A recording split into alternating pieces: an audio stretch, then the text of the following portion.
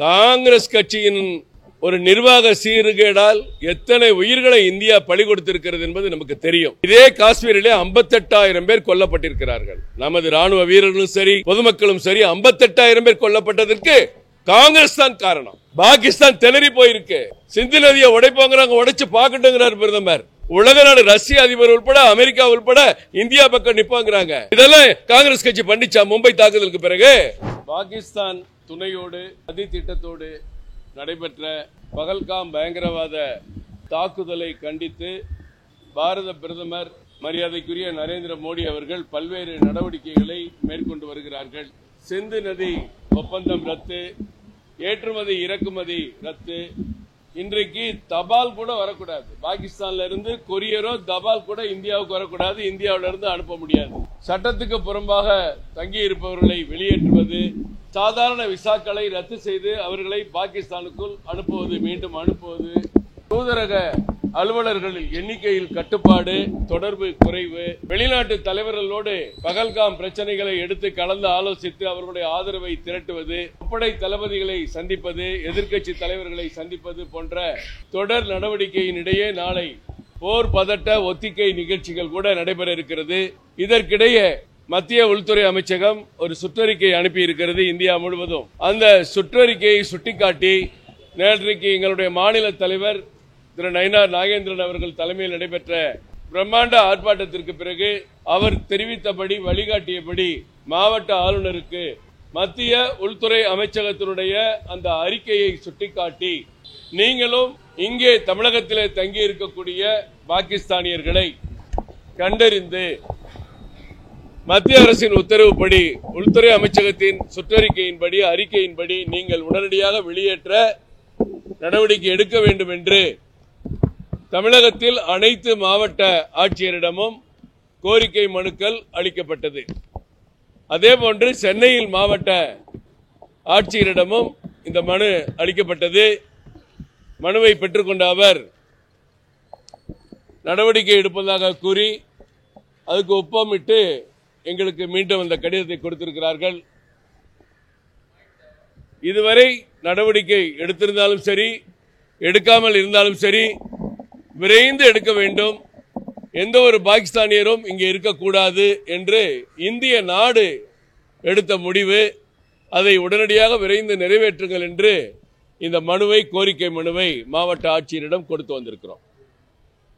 இதில் நடவடிக்கை எடுப்பதாக தெரிவித்திருக்கிறார்கள். இந்த பணி நடக்கிறது என்றும் தெரிவித்திருக்கிறார்கள். இல்ல, அந்த டீட்டெயில் அவங்க சொல்லலை. ஏன்னா தமிழ்நாடு முழுவதுக்கும் சென்னை மாவட்ட ஆட்சியர் சொல்ல முடியாதுல்ல. அதனால தமிழக அரசு தான் சொல்லணும். தமிழக அரசு அந்த அறிக்கையை வெளியிடலாம். இதுவரைக்கும் எத்தனை பேர் அப்படி போயிருக்காங்க அப்படின்னு சொல்லி அவங்க வெளியிடலாம். நாங்க கூட இனிமேல் நம்ம பொதுமக்களுக்கும் இதுல பங்கு இருக்கு. பொதுமக்கள் கூட அப்படி யாராவது நீண்ட நாட்களாக வந்து தங்கி இருந்து, உதாரணத்துக்கு பாருங்க, நம்ம மிதமா இருக்கிற காரணத்தினால பங்களாதேஷை சேர்ந்தவர் திருப்பூர்ல 7 வீடு கட்டியிருக்காரு. ஐசிஐசிஐ பேங்க்ல 45 லட்சம் ரூபாய் லோன் வாங்கி கட்டியிருக்கார். பங்களாதேசத்தை சேர்ந்தவர் எந்த அனுமதியும் இல்லை, சட்டப்பூர்வ அனுமதி கிடையாது. இது போன்று எத்தனையோ பேர் இங்க இருக்கலாம். பொதுமக்கள் கூட அப்படி யாராவது இருந்தால் அடையாளம் கண்டு அரசாங்கத்துக்கு தெரிவிக்கலாம். எங்க அலுவலகத்துக்கு தெரிஞ்சா கூட முறைப்படியான அதிகாரிகளுக்கு நம்ம அந்த தகவலை கொண்டு போகலாம். அதனால விரைந்து நடவடிக்கை எடுக்க வேண்டும். பாகிஸ்தானியர் மட்டுமல்ல, பல பகுதிகளில் பங்களாதேஷை சேர்ந்தவர்களும் சட்டத்துக்கு புறம்பாக எந்த விசா இல்ல, பாஸ்போர்ட் இல்ல, எதுவுமே இல்லாம இங்க வந்து இருக்கிற ஒரு வாய்ப்பு உலகத்தில் எந்த நாட்டிலையும் இந்த சூழ்நிலை இருக்காது. இதுக்காக தான் பிரதமர் சிஏஏ கொண்டு வந்தாங்க.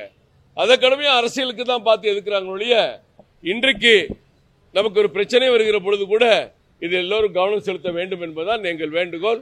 தமிழ்நாடு அரசுக்கும் இது வேண்டுகோளை வைக்கிறோம். மாவட்ட ஆட்சியர் கொடுத்தா தமிழ்நாடு அரசாங்கத்துக்கு கொடுத்த மாதிரி தானே சார். மல்லிகார்ஜுன கார்கே ஒரு காங்கிரஸ் கட்சி தலைவர்.